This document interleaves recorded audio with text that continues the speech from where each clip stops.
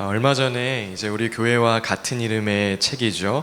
이 토부처치라는 책을 소개하고 또 선물로 드린 적이 있는데, 그 책에서 스캇 맥나이트 목사님은 토부 공동체를 해치는 유해한 문화로 토부 공동체가 저항해야 하는 문화 중 하나로 셀럽 문화를 이야기하십니다. 우리 오늘 말씀 시작하며 그 내용을 한번 함께 읽어볼까요?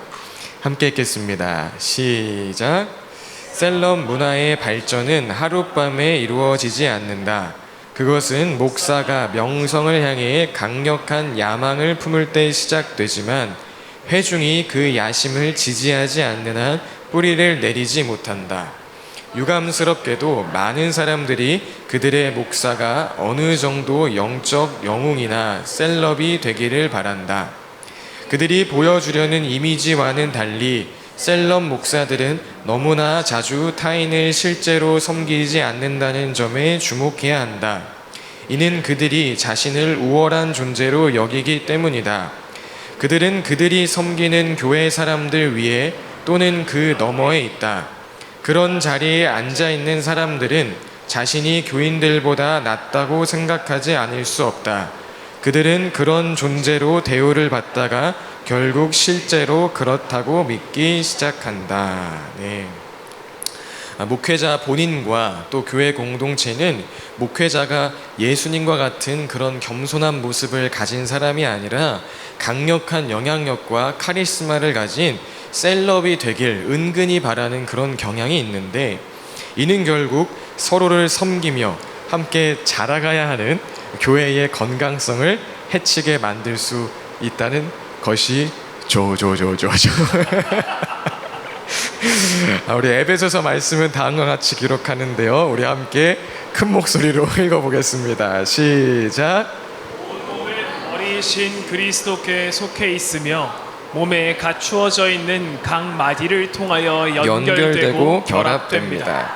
각 지체가 그 맡은 분량대로 활동함을 따라 몸이 자라나면서 사랑 안에서 몸이 건설됩니다. 네. 토부 공동체 여러분, 하나님께서는 하나님 나라의 일을 위하여 교회를 세우셨고 우리를 교회로 부르셨습니다.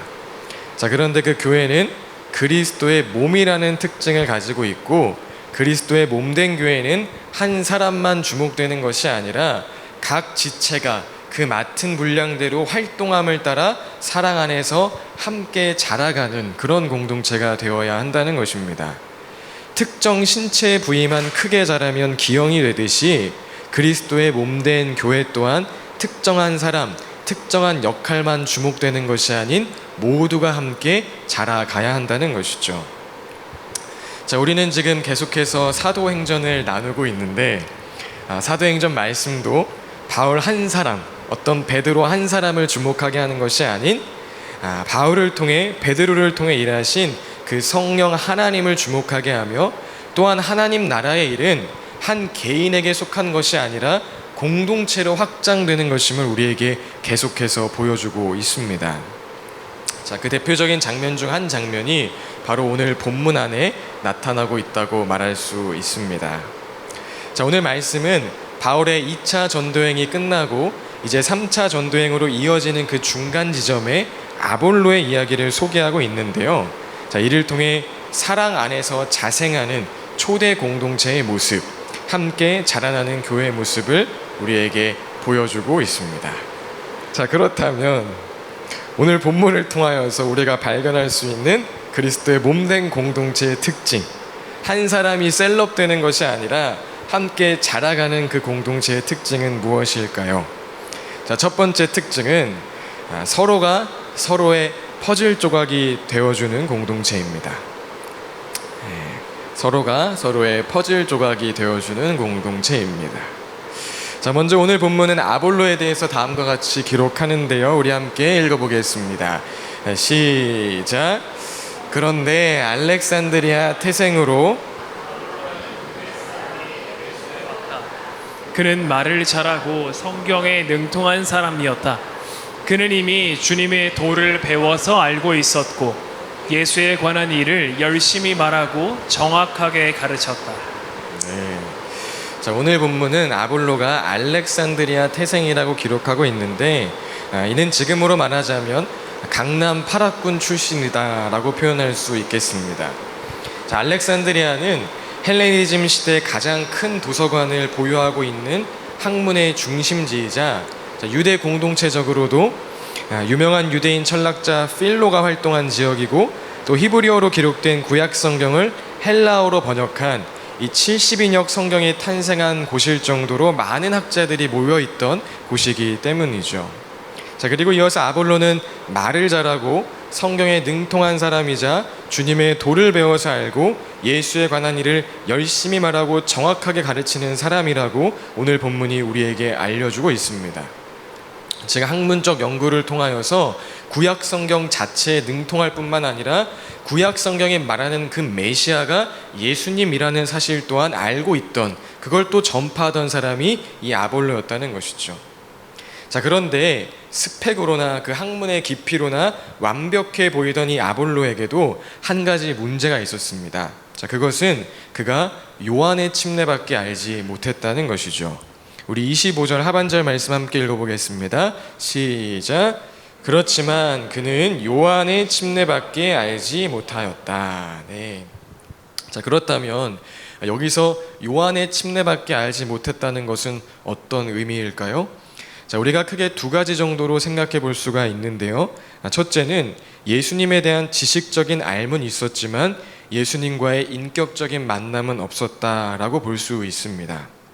침례 요한의 사역이 오실 메시아, 오실 예수님에 관해 소개했던 것이었던 것처럼, 자, 아볼로도 예수님에 대한 객관적인 정보는 많이 알고 있었지만 그 예수님을 관계적으로 알지 못한 상태였을 수가 있다는 것이죠. 우리가 연예인에 대한 정보를 많이 알아도 그 연예인과 친분이 있다 말할 수 없는 것처럼 아볼로도 예수님에 대해 많이 알고 있고 예수님에 관하여 열심히 설명할 수 있는 그 지식도 있었지만 그 예수님이 나에게 어떤 의미인지, 예수님의 공생애와 예수님의 십자가 죽음과 그 부활이 나에게 어떤 영향을 끼친 것인지 말할 수 있는 그 개인적이고 인격적인 친분은 없는 상태였을 수 있다는 것이죠. 자, 다음으로 두 번째 의미는 첫 번째 의미와도 연결되는 부분이기도 한데요, 행위의 회개만을 알고 있었던 것이라고 생각해 볼 수가 있습니다. 자, 예수님이 오시기 전 침례 요한이 외쳤던 메시지는 회개의 메시지였습니다. 메시아를 맞이하기 위해 우리는 우리의 죄를 자각하고 돌이켜야 한다고 그렇게 선포했던 것이죠. 마태복음 3장 1절과 2절 함께 읽어보겠습니다. 시작. 그 무렵에 침례자 요한이 나타나서 유대 광야에서 선포하여 말하기를 회개하여라, 하늘나라가 가까이 왔다 하였다. 네. 자, 그리고 이 메시지는 당시 유대인들에게 하나의 정결 의식으로 이해되었을 가능성이 매우 높습니다. 메시아를 맞이하기 위하여 준비해야 하는 도덕적, 영적 태도로서 그들은 이 회개를 받아들였을 것이라는 이야기죠. 자, 그러나 예수님께서 이 땅에 오셔서 완성하신 회개의 의미, 침례의 의미는 스스로 깨끗해지기 위한 노력, 정결해지기 위한 하나의 행위가 아니죠. 자, 그렇다면 여러분 무엇입니까? 성경에서 말하는 회개, 예수님이 완성하신 진정한 회개의 의미는 나의 모든 죄를 대신하여 십자가 지신 예수 그리스도의 죽음과 나를 의롭게 하시기 위하여 부활하신 그 예수 그리스도의 부활을 진정으로 믿는 것입니다. 그 예수님께 전적으로 의존하는 것입니다. 나의 행동으로 하나님 앞에 의로워질 수 없음을 인정하고 예수님께서 나를 위해 하신 그 행동으로 말미암아 내가 하나님 앞에 의롭다 칭함받게 되었음을 믿는 것이 예수님께서 완성하신 참된 회개라는 것이죠. 자, 그리고 침례는 그 믿음을 표현하는, 예수 십자가의 죽음을 힘입어서 죄인인 내가 이제 죽었고 예수 부활을 힘입어서 이제 예수님과 함께 내가 다시 살았다는 것을 나타내는 하나의 퍼포먼스인 것이죠. 자, 그래서 사도행전 19장을 보면 아볼로와 같은 문제에 직면해 있던 에베소 교인들에게 바울이 다음과 같이 말하는 장면 또한 우리가 볼 수 있습니다. 19장 3절과 4절입니다. 함께 읽겠습니다. 시작. 바울이 다시 물었다. 그러면 여러분은 무슨 침례를 받았습니까? 그들이 요한의 침례를 받았습니다 하고 대답하니 바울이 말하였다. 요한은 백성들에게 자기 뒤에 오시는 이 곧 예수를 믿으라고 말하면서 회개의 침례를 주었습니다. 네. 자, 사람들이 요한의 침례를 받았다고 하자 요한의 침례의 참된 의미를 바울이 다시 풀어서 설명해 주는데 그것은 곧 누구를 믿는 것이죠? 예수를 믿는 것이란 이야기입니다. 즉 회개는 나의 죄를 스스로 씻기 위한 깨끗해지기 위한 어떤 개인의 노력이 아니라 나를 위해 행하신 예수님의 그 모든 행동을 믿는 믿음, 그 은혜를 붙잡는 믿음을 통하여 완성된다는 것입니다. 자, 그런데 오늘 아볼로는 우리가 지금 함께 나눈 바로 이 참된 회개의 의미를 모르고 요한의 침례, 즉 요한이 선포하는 그 행위의 회개만을 알고 있었을 가능성이 매우 높다는 것이죠. 종합하자면 아볼로는 성경에 대한 깊이도 있고 예수가 구약이 예언한 메시아 그 왕이심도 알았지만 예수님께서 이 땅에서 사시고 십자가에서 죽으시고 3일 만에 부활하시고 승천하신 사건이 오늘 나에게 어떤 영향을 주는 것인지, 오늘 나에게 예수에 관한 사실들이 어떤 의미가 있는 것인지 그 은혜의 복음에 대해서는 정확하게 알지 못했을 것이란 이야기죠. 자, 아볼로는 완벽한 것 같았지만 이와 같이 요한의 침례밖에 알지 못하는 그 부족함이 있었다는 것입니다. 자, 그런데 하나님의 일하심은 참 놀랍죠. 하나님께서는 그 공동체 안에 아볼로의 이 부족함을 채워줄 수 있는 사람들을 예비해 두셨습니다. 자, 바로 브리스길라와 아굴라를 그 자리에 있게 하신 것입니다. 여러분, 브리스길라와 아굴라가 어떤 사람입니까? 고린도에서 바울과 1년 6개월이라는 시간 동안 함께하며 바울로부터 은혜의 복음에 대하여 듣고 예수님을 인격적으로 경험한 정말 참된 제자들입니다. 자, 하나님은 바로 그들을 지금 이 에베소 지역에 있게 하심으로 바울을 통해 배우고 경험한 하나님의 도에 관하여 이제는 아볼로에게 더 자세하게 알려줄 수 있도록 했다는 것입니다. 스펙으로나 학문으로나 완벽해 보였던 이 아볼로의 빈칸을 하나님께서는 브리스길라와 아굴라를 통하여 채워주신 것이죠.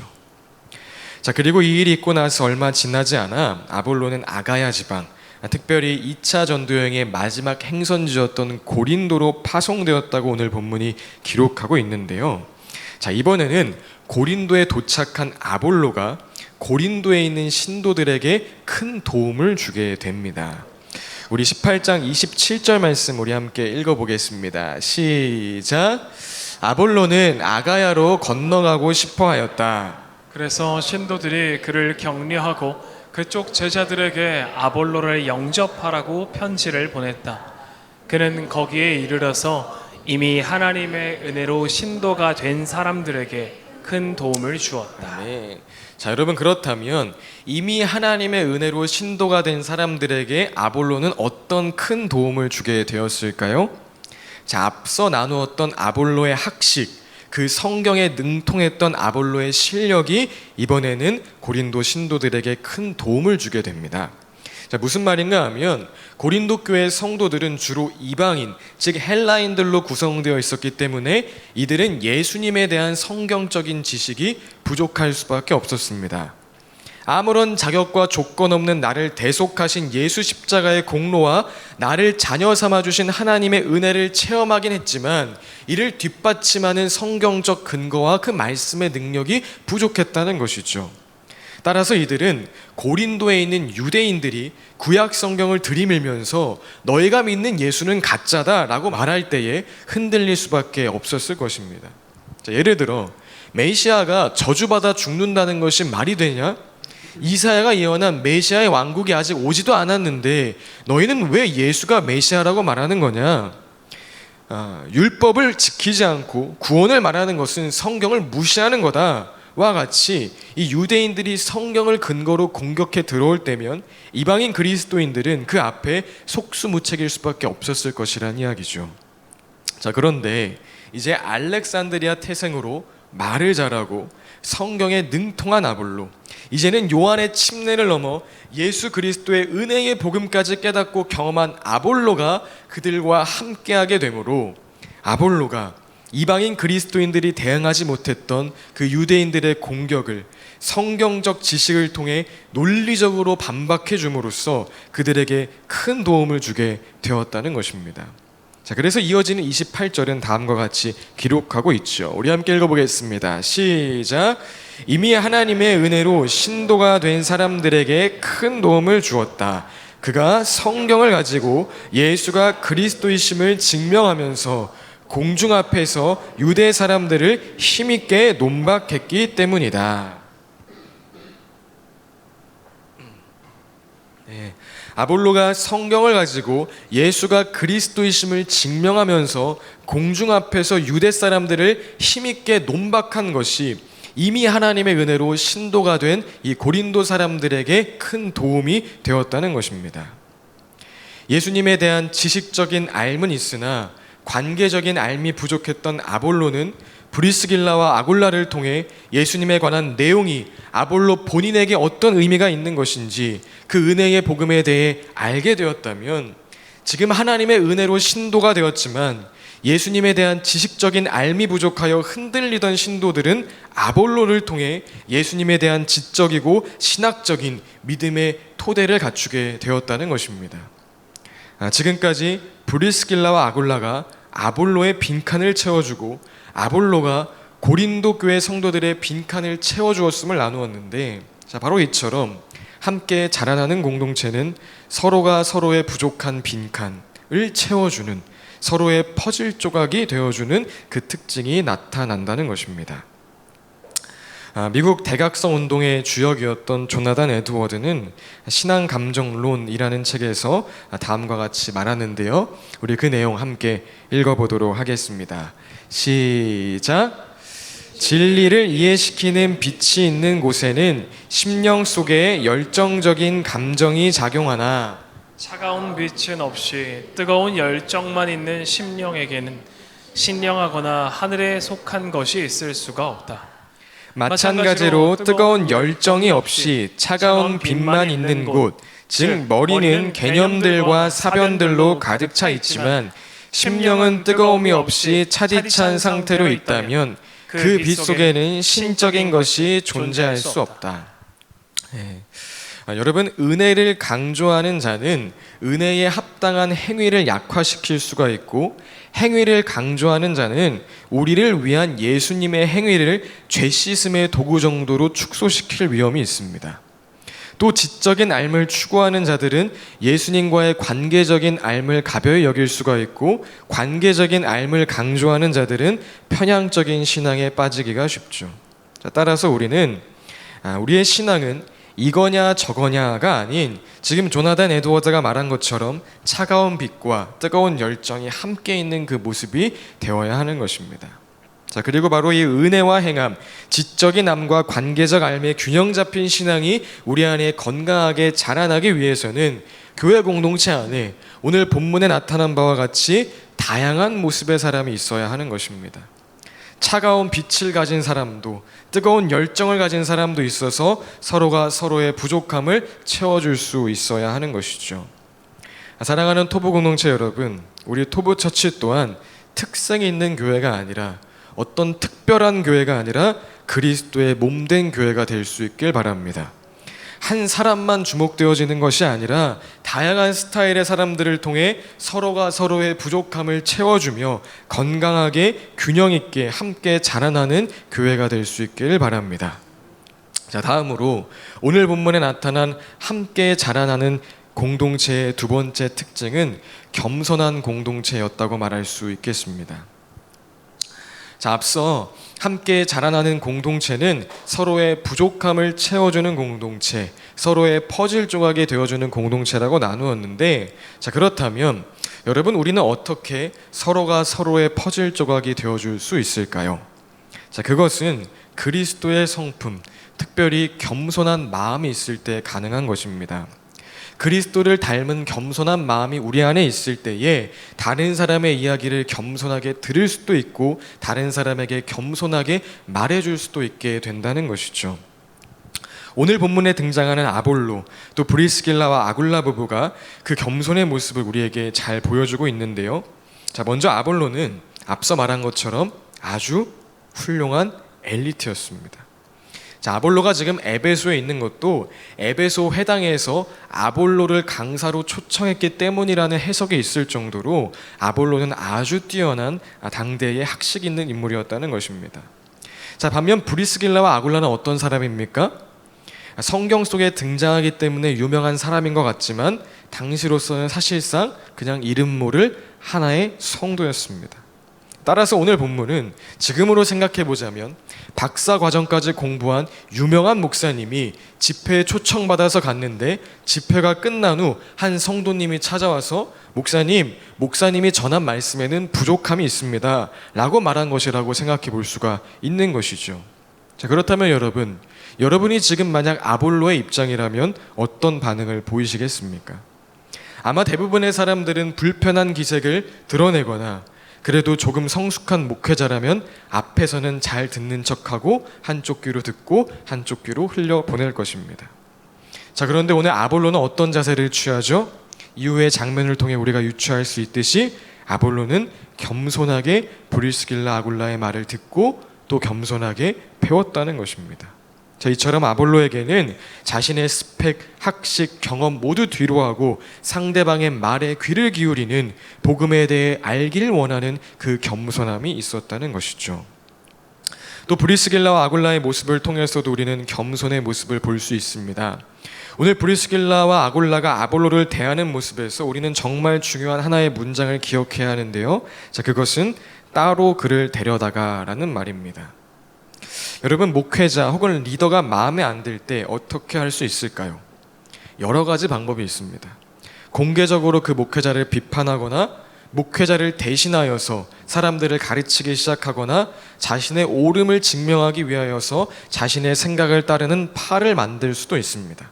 자, 그러나 오늘 브리스길라와 아굴라는 따로 그를 데려다가 사람들이 보지 않는 곳에서 하나님의 도를 알려주었다는 것입니다. 자, 그렇다면 왜 따로 데려갔을까요? 브리스길라와 아굴라 안에는 자신의 옳음을 사람들 앞에 드러내거나 자신의 영향력을 취하려고 하거나 자신의 거룩성을 자랑하고자 하는 마음이 있는 것이 아닌 정말 아볼로가 하나님의 사람으로 세워지고 아볼로가 높아지길 원하는 그 겸손한 마음이 있었기 때문일 것입니다. 이 장면에 관하여 F.F. 브루스라는 유명한 신학자는 다음과 같이 말합니다. 사역에 부족함이 있는 설교자를 공개적으로 비판하거나 꾸짖는 것보다 은밀하게 도움을 주는 것이 얼마나 아름다운가.